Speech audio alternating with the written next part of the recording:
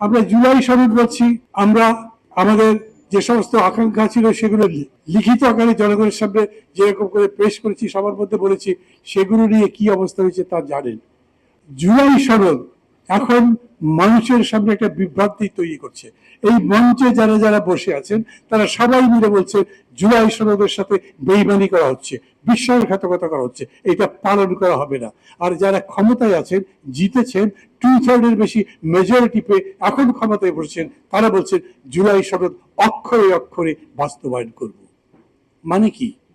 একজন উত্তর মেরু দেখাচ্ছে যে ওইটাই আবার মেরু, আর একজন দক্ষিণ মেরু দেখে বলে ওইটাই আবার মেরু। উত্তরটা উত্তর নয়, দক্ষিণটাই আসলে সত্যি। মানুষ তো বোঝে না। জুলাই সনদ বোঝা তো সহজ নয়।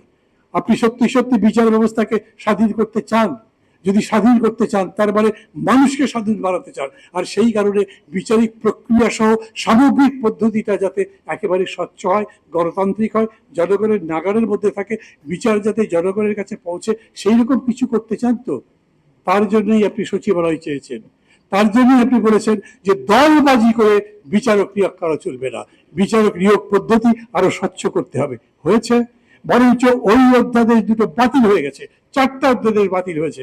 আমি মাঝে মাঝে এরকম বলি, আমরা অনেকেই বিলাসিতা করে বলি বলেন, ফ্যাশন করে বলি বলেন, আমরা বলি যে অন্তর্বর্তী সরকার যা যা করেছে সংস্কারের 12টা বাজিয়ে দিয়েছে, কিন্তু 133টা অধ্যাদেশ তারা যেগুলো দায়ী করেছিল তার একটার বিরুদ্ধে আমি এখন পর্যন্ত কাউকে কথা বলতে দেখলাম না।